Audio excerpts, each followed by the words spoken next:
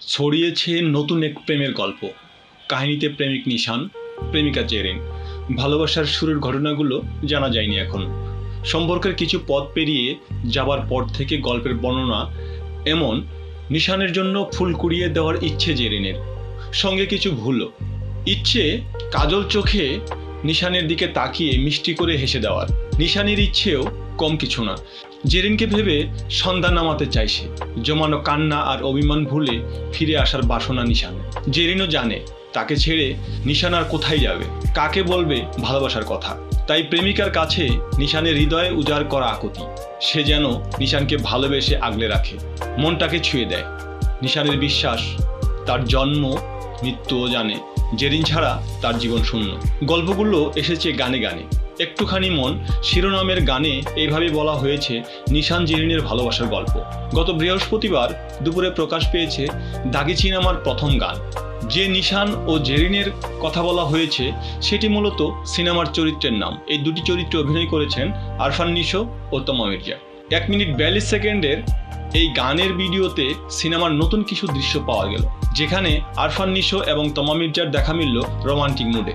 শুধু তাই নয়, কিছু ভিন্ন লুকও প্রকাশ পেয়েছে কিছু দৃশ্য। যদিও গত 11 মার্চ পাওয়া এই ছবির টিজারে এমন কিছু দেখা মেলেনি।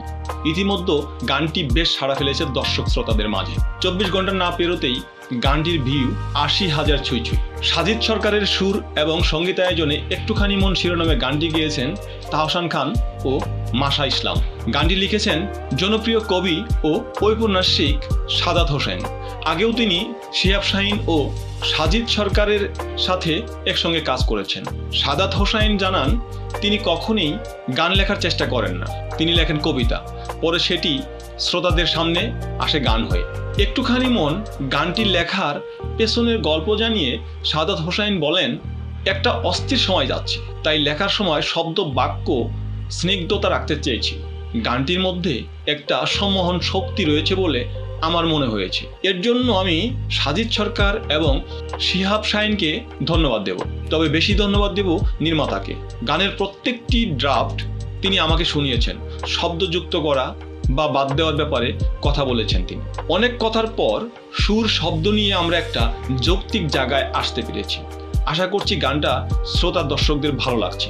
একটুখানি মন গানটি নিয়ে কণ্ঠশিল্পী মাশা ইসলাম বলেন, সবাই চাইছিল গানটি যেন আমি কণ্ঠ দিই। আমিও ভাবলাম গানটি ঠিক মতো রেকর্ড করে দেখি কি হয়। প্রথমে শুনেই গানটির সুর খুব ভালো লেগেছে। তাছাড়া ঈদের সিনেমার গান এটি, সব মিলিয়ে আমারও আগ্রহ ছিল। চেষ্টা করছি সেরাটা দিয়ে কাজটি করার। গানটি তৈরি গল্প করতে গিয়ে সাজিদ সরকার বলেন, আমরা একটা সুন্দর রোমান্টিক গান করতে চেয়েছি। সাদাত হোসেন দারুণ লিখেছেন।